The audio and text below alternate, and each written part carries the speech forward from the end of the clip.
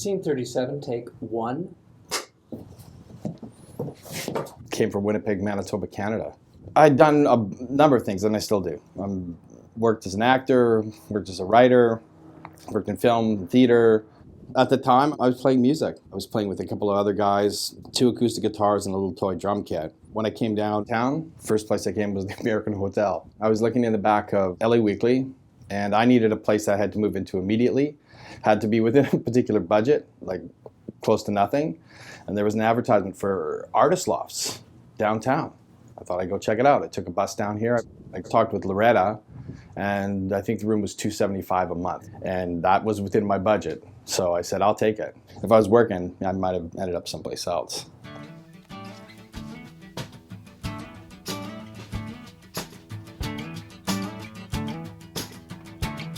I was on the second floor, which is the first floor rooms, 213.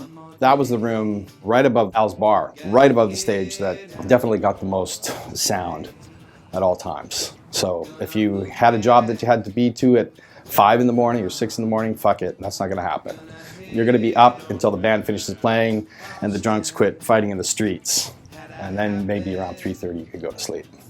I was meeting people who were filmmakers, worked in art department, visual artists, songwriters, all that kind of stuff. It's a real DIY kind of ethos. And people just doing shit to do shit sometimes, but getting it done. Economics, fuck it, you can find a way to do it. These people did it, and that's what I kind of connected with. These days I feel unwell when I look around, standing on the shakiest ground. American Hotel tries to grind me down, and I'm just a pebble now. You could, for better or for worse, be whoever you wanted to be. Nobody was really judgmental, because nobody wanted to throw that stone first, living in a glass hotel. So we're just doing whatever the fuck we're doing, and trying to get by and figure shit out. There was just this feeling of, this is the fucked up people that I can connect with, I guess. Everybody's fucked up in their own way, but when you're a bit of a fuck up, when you find a brother fuck up, no matter how he's fucked up, hey, you're both fucked up. Fellow fuck ups were Mike Gonzalez, Trevor Bidwell. Beatrice was a huge fuck up. And sometimes when 2 fuck ups meet, it's a super fuck up. George Sarvis lived here for some 40 odd years. But I never really had that much interaction with old George. He rarely ever came out. When he did, it was usually 2, 3 in the morning, and that was to sweep up the hallways. A job that he didn't even have with the hotel. It was just something that he did. Old George gliding through the halls and not saying much or anything. He was like a ghost. I was friends with Barney Ray Chacon, the person who lived in this hotel the longest. Barney lived on the 3rd floor. He was retired. He would get up every day around 10:30, and he would walk to the bus stop to go to Pico Rivera to visit his daughter, come back late in the afternoon, go up to his room. He didn't really talk to a lot of people. He was just here because that's where he landed, and this is where he lived. The neighborhood changed. Barney didn't change with it. It's none of my fucking business. Hey, Barney, did you see that thing that happened? Neighborhood gossip? None of my fucking business. I don't give a shit. He was an old man, his patience was sometimes very thin for, hijinks or bullshit in the neighborhood. I didn't ask anything of Barney. Barney didn't really ask anything of me. I had very little to do, and he had very little to do, so we would see each other a lot, and then you hang out, have coffee with him. If you're lucky, maybe he'll invite you up to his room for a glass of Burgundy wine. And for Barney, every red wine was Burgundy. It was just like, Burgundy, you want some Burgundy wine? Sure, Barney, we'll have some Burgundy wine. And he's Barney because when he was a kid, his friends thought that he looked like Barney Google from the newspaper funnies, and that's how he got the nickname Barney. It stuck with him his whole life. Some people know him as Ray, some as Barney, but we always used to call him Barney because he looked like Barney Google with the googly eyes. The thing I remember about Don Jones is he always had some sort of scheme. He was always going to a thrift store to buy something to resell to somebody else, besides working on the trains. He loved to talk, obviously. Spinning the story was just as important as selling the object. If you bought a duck press, like who needs a fucking duck press? He wanted to show you the duck press, explain what a duck press is, and then maybe have some story that goes along with it. And it was like P.T. Barnum. You either get offended and say, you're a fucking liar, or you go, this is clearly bullshit, but continue, because it's a story that's going to go on for 45 minutes. He had a rock that he kept in his freezer. So it was about that long. And he would take the stone out of the freezer, put it in your hand and say, you know what that is? And you go, no, it's like, it's a frozen dog penis. And you go, what the fuck? But then he'd laugh. That's Don. Trying to push buttons, have fun. Prancing, dashing, daring, debonair, suave, sweet, mellow, cool. When you could understand what the fuck he was saying, because he would mumble. Maybe you caught like every third sentence, but you got the gist of it. When he passed away, I made a paper mache figure of Don in his pajama bottoms, his slippers, keys hanging from his ear, because he would pad over to the coffee shop in his bathrobe, just sit up front and have a coffee. So I tried to replicate that.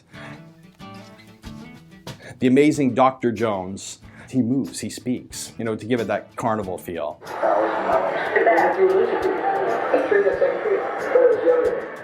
Like this, you're going to see something spectacular. When you put the cord in, you hear some really bad audio, which is perfect because you never understood much that Don said anyway. And you see his hands sort of move. That's the 25-cent ride you get with Don Jones. But it would cost you a quarter, which I thought was perfect because that's Don. Like, you're going to pay. Yeah, one way or another. He's going to find a way to make you pay. And you're happy to do it. If I came out of the hotel, I'd make a left, go around the corner and check in to see who was hanging out in front of Bloom's store. That's where you'd go pretty much every day. Joel had no trouble insulting you as a hello. Hey, you fucking hoser. That was his go-to greeting for me. Because I'm from Canada. It was never like, hey, how's it going? His, hey, how's it going? Or good to see you was like, hey, you fucking hoser. What do you want? The rooms are not large. With the amount of junk that I was accumulating, things that were left behind from other people who had moved in and moved out, things you found at the end of the hall, I didn't have that much room. I thought the best thing to do was to string up a hammock so I'd have some place to sleep at night. This was my daily life, staring at the ceiling. Get up, go to the corner, hang out, have a coffee, talk to some people, find out who was working and who wasn't. And if you're on the corner at the right time on the right day, you might get a job. That for me was kind of daily life. Let's let the poor girl breathe, shall we? When I first moved down here, they were doing theater in Al's bar. It was Al's National Theater. Everything you touch turns to shit. Matt Gleason did a production of Women Reading Bukowski. We did a bunch of stuff, Al's National Theater. When that closed down, it was Paul Mackley who started Wolfskill Theater Company, which was in Alberto's clubhouse space. I worked as an actor, said lines, moved to the spot, tried not to trip. I was trying to think of ways to make some money because I didn't have a job, so I was going to make my own job. And I had a wok and an electric hot plate, and I would make Vietnamese spring rolls and sell them on the weekends to who would ever come up to my room. And I remember when Mom came to visit me for the first time in LA, I took her there for dinner. So I took her to a room in the American for dinner. It was an arduous process because the sink's down the hall, so I'd have to take a pork loin, mince it up fine with a cleaver, stir fry that with scallions and ginger and garlic and some Chinese cooking wine and Vietnamese fish sauce, bean sprouts, carrots. And then once I'd finished the filling, I'd set that aside, go to the end of the hall, clean out all my utensils, come back. Then I would roll all the spring rolls. I'd fry them, then I'd make a dipping sauce. All that to be open a Friday and a Saturday and probably make about $10 after I'd spent all that money and time. I was trying not to skimp. I wanted to give them a decent product, all for $1. I think I was underpriced. What the fuck did I know? I'm not a restaurateur. I'm certainly not a businessman. I've learned that. One time I think I had as many as 15 people jammed into my room because I was selling squirt and spring rolls because you could get a pretty good size case of squirt for fairly cheap. But when the business was slow, I would just go downstairs with a tray of spring rolls and walk through the bar and try to flog spring rolls to people.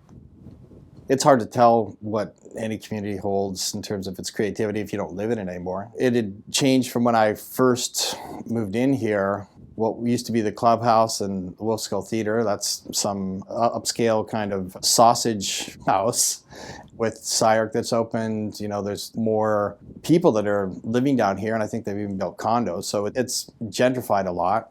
Less gritty, I suppose. But at the time I was living here, there's probably guys who'd lived here for 15 years who thought it was gentrified at that point.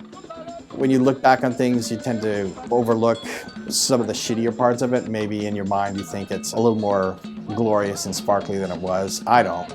Living here, it was a shithole. The only thing that made it worthwhile were the people. Real crap place to live for the most part. But it was cheap, so poverty keeps you where you are sometimes, but the thing that makes it livable and palatable are the people that were here. So the people that live down here, if they've got friends, that's good. Doesn't matter what it was like when I lived here. Cut. Back in these days I feel unwell when I look around, standing on the shakiest ground.